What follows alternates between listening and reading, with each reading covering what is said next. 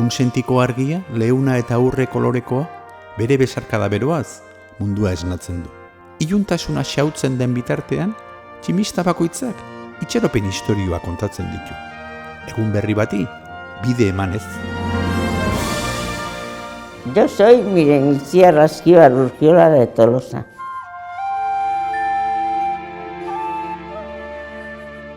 Argiak jolas egiten du hostoen artean. Kolore bakoitzak emozio bat, distira bakoitzak gelditzeko konbitea, bizitza berritzeko promesa erakargarria.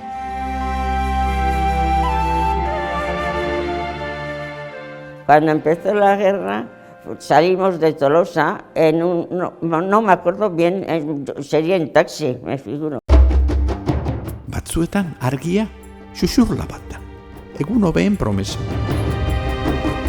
Ekaitz garaietako itsasargia ere bada, beti bide bat dagoela gogoraraziz argitasunerantz. Mientras estábamos en Mundaka, pasó lo del bombardeo de Guernica. Y veíamos cómo los aviones ametrallaban. Salimos de casa corriendo, nos tocó en la playa de Mundaka, metidas entre unas rocas. Luego al anochecer nos vinieron todas las tías y la abuela que estaban en Guernica. Que la primera bomba cayó en casa de ellos y se quedaron sin nada, sin ropa ni nada. Ellos habían salido fuera porque era día de mercado y estaban en la calle. Ilunantzean, argia dirdirka, txinparta bat unibertsoaren zabaltasunean. Horrela, izar bakoitza poema bat da. Gogora ekartzen diguna, baita gauean ere, beti argitasun zantzu bat dagoela. De allí nos llevaron al puerto de Bilbao para coger La Habana. La Habana era un barco que era todo de niños.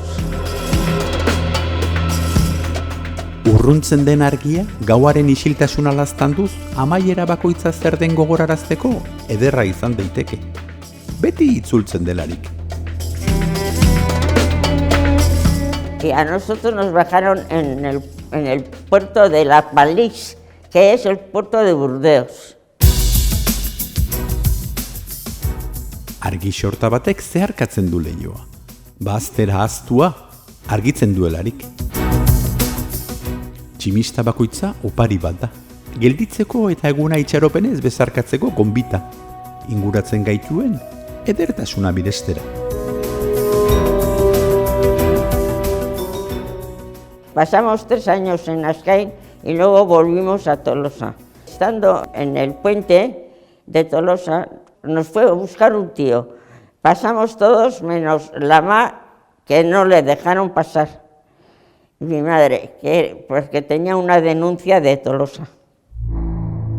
Argia, bere funtsean, maitasuna da. Mundua konektatzen duen energia. Distira egiten dugunean, beste batzuk argitzen ditugu. Eta horrela, bihotz bakoitzean, argia biderkatu egiten da. El domingo, el de la Cruz Roja de Hendaya se apiadó y le llamó de allí al hotel y pasó sin extranjero, sin pasar la entrada. Etorkizunean ez gaitzala ezerketa inork oztopatu, mundu hobea eta solidarioagoa irudikatzeko aukera emango diguten gutxiengo argizpien laguntza partekatzea. Gure esku dago, hori ere.